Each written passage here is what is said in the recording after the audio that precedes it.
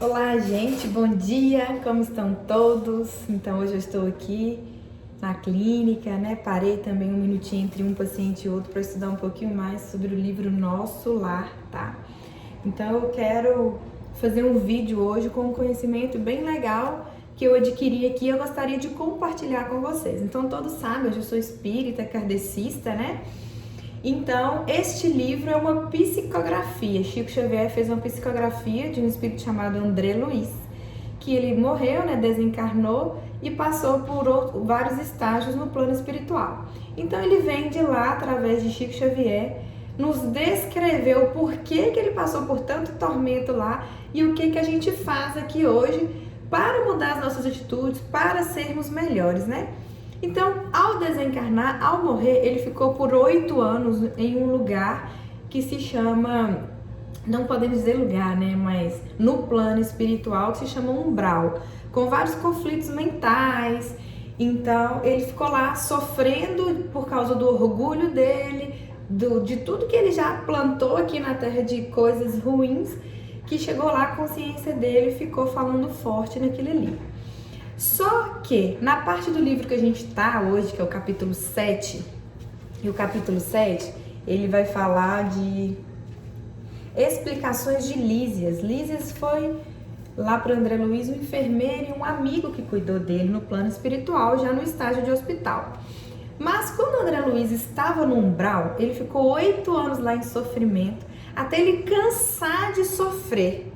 Quando ele cansou de sofrer, ele fez uma prece que foi uma abertura da alma dele. Para quê? Para que a espiritualidade maior viesse e o amparasse. Então vieram e resgataram ele do umbral para a colônia Nosso Lar. Então é deste exato momento que Lísias vai explicar. Porque André Luiz já estava lá no hospital e ele começou a questionar Lísias. Mas eu estou aqui já tem um tempo e não tem nenhum familiar meu que veio me visitar. Será que eu não tenho merecimento disso, né? Eu tô aqui no hospital e não vem ninguém para reconfortar o meu coração, algum ente, alguma pessoa, amiga, eu não vi nenhum rosto aqui. Sim, eu vejo vocês que me amparam muito bem, né? Mas eu falo do meu ciclo de amizade. Eu perdi minha mãe há muitos anos, o meu pai há 3 anos antes de eu desencarnar. Então Lísias começa a explicar para ele sobre a proteção imperceptível, que é onde eu quero entrar aqui hoje nesse vídeo. Lísias começa a explicar para ele: todos os dias, André Luiz, sua mãe e Clarencio iam te visitar. Olha que lindo isso, gente. Só que no umbral, no estágio vibratório de confusão mental que ele estava vivendo, ele não conseguia sentir a presença da mãe e do mentor ali para auxiliar ele, tirar ele ali daquela situação. Mas o amparo estava ali do lado, esperando ele parar com humildade e fazer uma prece verdadeira para que o amparo chegasse. Então, aí eu quero começar esse vídeo com questionamentos para você, né? Será que neste exato momento agora você está conseguindo se dar conta do processo dessa proteção imperceptível que está ao nosso redor? Que você está recebendo agora? Será que você consegue ter a sensibilidade de sentir que a gente tem um anjo da guarda, um mentor? Vou falar mentor aqui, tá? Mas tem outras pessoas de outras religiões. Que o nosso mentor está a nos amparar. Que talvez até um ente familiar está ali com todo amor e carinho nos momentos difíceis a estender as mãos para nós. Mas nós estamos ali, né? Com dor, com sofrimento, com angústia. E muitas vezes a gente está fechado a este amparo. Olha, gente, como que a doutrina é esclarecedora, né? Será que nós estamos sentindo a presença, olha, dos espíritos que nos amam, que é aqueles familiares que já desencarnaram, dos nossos espíritos protetores que estão aqui, que se comprometeram com a nossa evolução espiritual, com a proteção de Deus. Todos nós estamos neste momento envolvidos por essa proteção. E será que nós estamos abertos e perceptíveis a isto, né? Então, gente, o tempo inteiro nós estamos cercados dessa proteção. E sabe o que muitas das vezes a gente sente? A gente tem sentimento de abandono. Quem nunca se sentiu assim? Aí eu tô me sentindo sozinha, parece que não tem ninguém para me amparar, não tem uma palavra amiga, né? Como se estivéssemos esquecidos, né? Mas a proteção existe. Então, por que eu não percebo essa proteção? É aí que eu quero entrar, né? Porque o problema não está na proteção, ela está aqui imperceptível. O problema está na nossa percepção. Então, eu preciso aumentar a minha percepção. Como? Aumentando a minha espiritualidade, abrindo a minha percepção. Vou dar 2 dicas: a oração e a meditação. Porque, gente, a meditação acalma os pensamentos. Adianta você estar ali com a mente toda cheia de conflitos, questionamentos, não está conseguindo entender. Às vezes a gente não consegue nem parar para fazer uma prece de tão conflituoso, de tanta situação difícil que a gente está vivendo, principalmente agora nesse momento de pandemia, né? Então a meditação, ela acalma os nossos pensamentos, ela ajuda a serenar, ela nos ajuda a concentrar. Olha só. E a oração, por quê? A oração é para aprendermos a nos conectar com essa força superior que está ao nosso redor, gente. Essa força superior que veio para nos conduzir nessa nossa existência, nos amparar, nos acompanhar, nos impulsionar. Precisamos mudar a nossa vibração para que possamos receber um amparo. Foi o que o André Luiz fez. Ele parou de correr para lá e para cá no umbral, cheio dos seus conflitos, não estava aceitando. Como assim? Eu sou médico, eu morri e aqui eu estou sentindo que eu estou respirando, que eu estou com tudo normal. O que é isso? Aquele conflito. E na mente dele o tempo todo vindo que ele era um suicida, porque ele desencarnou por excessos de bebida, excesso de sexo, excesso de alimentação, por tratar as pessoas mal. Foi juntando isso tudo e na mente dele foi como suicida, porque quando a gente faz tudo em excesso, sem equilíbrio, o nosso corpo ele não vai aguentando. Então é como se a gente fosse matando o nosso corpo. Uma hora a gente desencarna antes do nosso planejamento reencarnatório de desencarne, por isso que é chamado de suicida inconsciente. Então, o que a gente precisa compreender, principalmente nesse momento de pandemia? Qual que é uma condição permanente? Que somos todos filhos de Deus. Isso nunca vai deixar de acontecer, gente. Temos um Pai que cuida de nós, né? Então, isso é muito legal, é muito importante a gente compreender, né? Então, aí vem outros questionamentos, né? Será que agora eu estou agindo como André Luiz no umbral? Ou eu consigo parar, acalmar? Porque chega uma hora também, gente, que se a gente não para e não acalma, ou a gente adoece, ou a gente cansa de sofrer e pede socorro. Então, para que nós vamos esperar isso, né? Será que neste momento agora eu estou fechado moralmente, espiritualmente, impermeável às boas vibrações do amparo do alto do nosso mentor? Então, tudo que eu aprendo nesse livro eu trago para o meu momento agora, é uma reflexão agora para mim. Foi por isso que André Luiz teve esse esforço todo de escrever esse livro, né? Porque os nossos espíritos superiores, os bondosos, que nos amam, ele está aqui ao nosso redor, pronto para entrar em ação, né? Pronto para estender a mão do auxílio de uma forma intensa, né? E aí o que acontece? Só ir seguindo a minha linha de raciocínio aqui. Quando esse auxílio vem, passamos pelos nossos problemas de uma forma mais branda, com menos desespero, ok? Eles nos ajudam a auxiliar as nossas provações aqui na Terra, as nossas expiações. Então, Deus, na sua infinita misericórdia, tem o problema, tem as provações que nós mesmos causamos em um certo momento, mas ele vem com uma infinidade de amparos para que possamos conseguir passar por aquele desafio, por aquela provação e superarmos.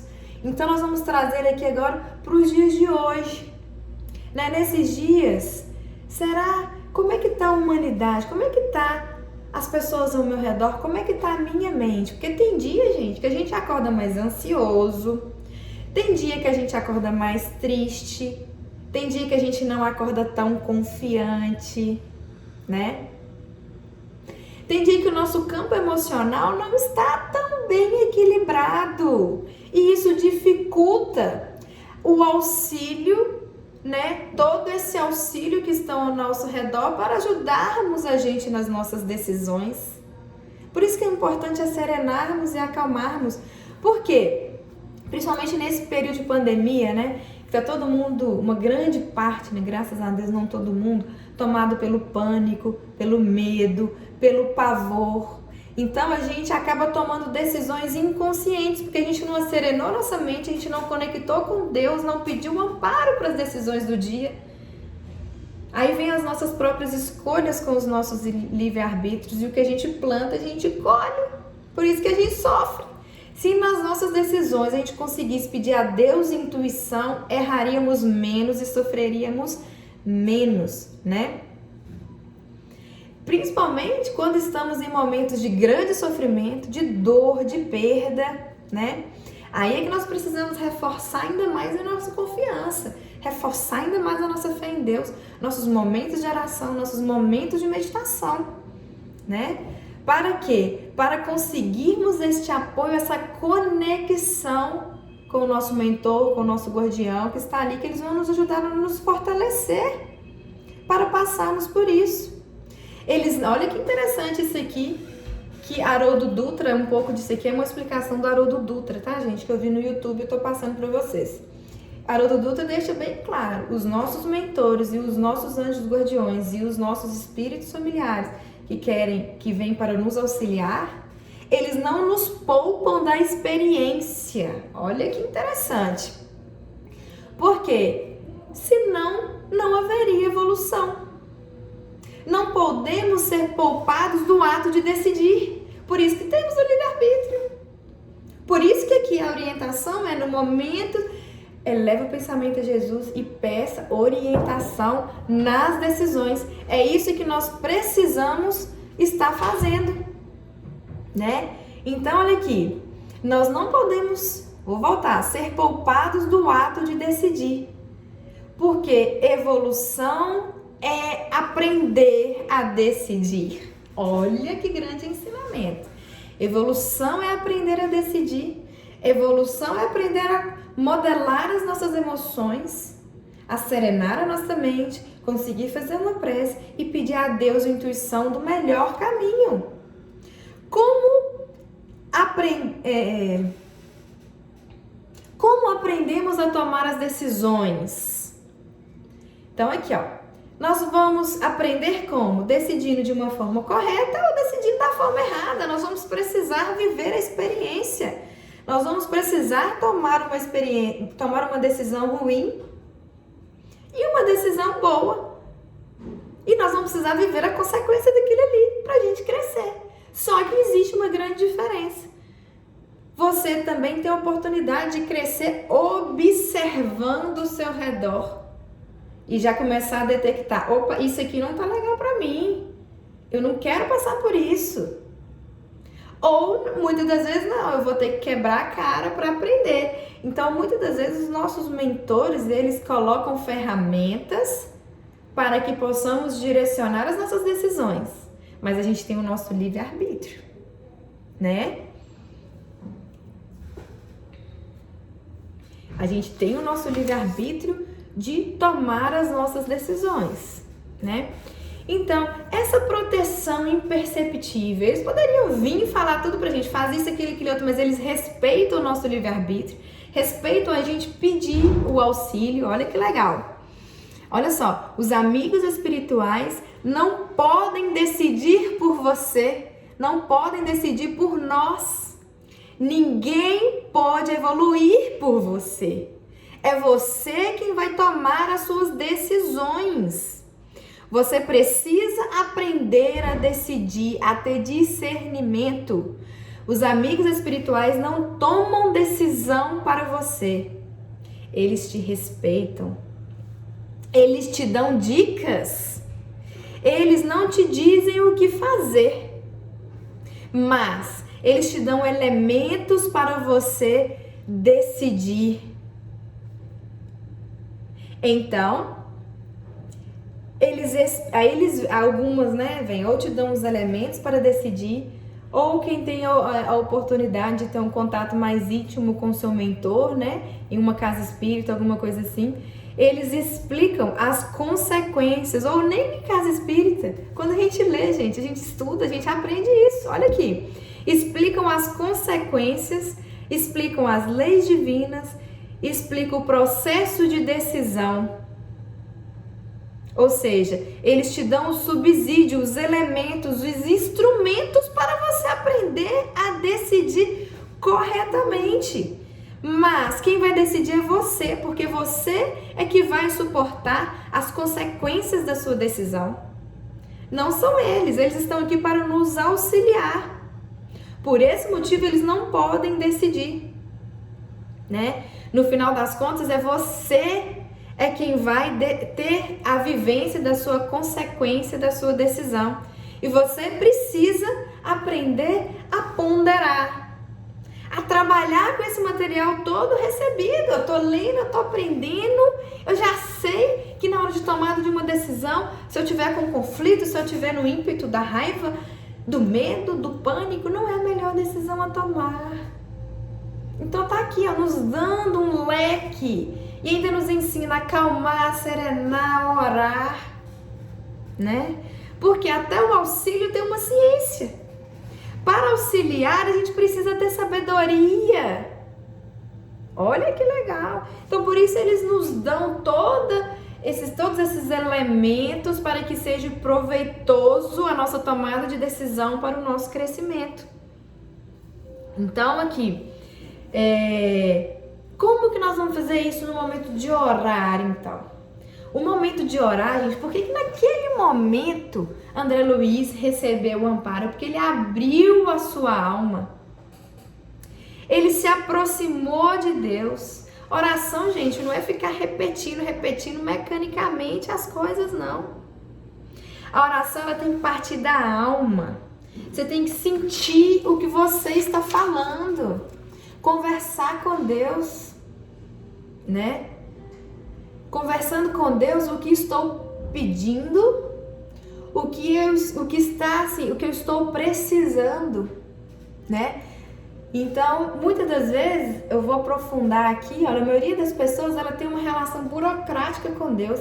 Ela tenta negociar, ela tenta bajular, mas na verdade a Haroldo Dutra e a doutrina espírita nos ensina essa aproximação com Deus, como se Deus fosse um terapeuta mesmo. Então, já falei isso aqui e tal. Então, como que ensina a oração? Muitas vezes tem pessoas que não sabem orar, gente. Isso não é feio, não. Estamos aqui para aprender, tá? Olha, meu Deus, eu aprendi a orar aqui agora com o Haroldo, Meu Deus, estou angustiado. Estou triste sim, Senhor. Estou sentido, estou sofrendo, estou passando por essa situação. E aí você vai conversando com Deus, você vai interagindo com Deus como se Ele estivesse ali, do seu lado, porque Ele está. Você vai abrindo o seu coração, você vai dizendo o que você está realmente sentindo, o que você está realmente pensando, o que está querendo decidir, Se sente em determinada circunstância, o que está acontecendo. Abre o seu coração. Quando nos conectamos assim, às vezes vem um pranto, vem uma lágrima. E André Luiz, ele deixa aqui, ainda aprofunda até mais um pouquinho aqui, que existem lágrimas diferentes, Existe a lágrima de abertura total da alma, quando você se entrega ao Pai de uma forma sublime, né? E quando há sentimentos positivos, existe a lágrima também de revolta, aquela pessoa que chora orando, revoltado com a situação. Precisamos aprender até isso. Olha só, tem gente que chora por capricho, porque não conseguiu alguma coisa, por revolta, né? Isso aí gera uma emoção, um sentimento que não é tão legal. Então, que possamos chorar, mas chorar ali do arrependimento de ter feito algo errado, ou do sofrimento entregando para Deus, né?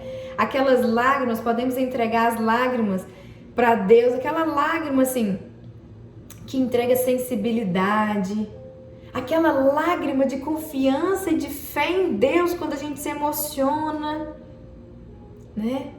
Então é um pouco isso da oração, né?